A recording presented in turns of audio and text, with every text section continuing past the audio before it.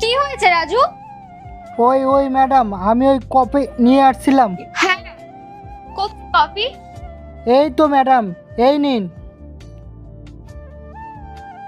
কি হলো রাজু, দাঁড়িয়ে আছিস কেন? যা।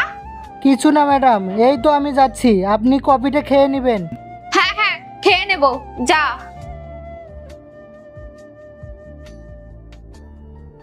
রাজু,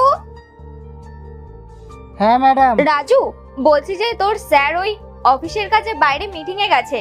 ও আর আজকে বাড়িতে আসবে না। আর আজকে না আমার খেতেও ভালো লাগছে না।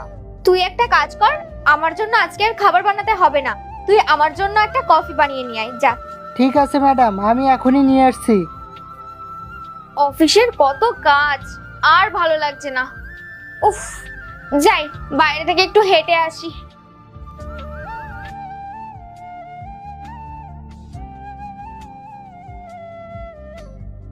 হ্যালো বুবাই, তুমি কোথায় আছো?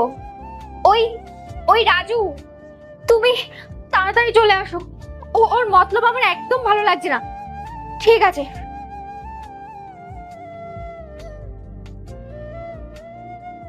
আরে ম্যাডাম তো ঘুমিয়ে গেছে, এই সুযোগে আমি একটু।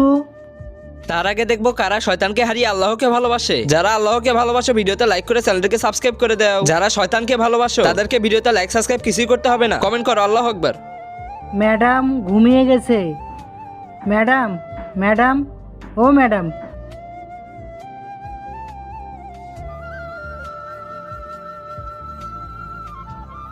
শালা বেয়াদব, আমি তোকে আশ্রয় দিয়েছি আর তুই আমার বাড়িতে এইসব করছিস। স্যার, আমার ভুল হয়ে গেছে, আমাকে ক্ষমা করে দিন। ক্ষমা করব তোকে? শালা, তোকে আমি ফুটপাত থেকে তুলে নিয়ে এসে আমার বাড়িতে রাখছি, আশ্রয় দিয়েছি, তুই আমারই সাথে এইসব করছিস। আর এরপর কি হয় দেখতে চাইলে পার্ট 2 লিখে কমেন্ট করো।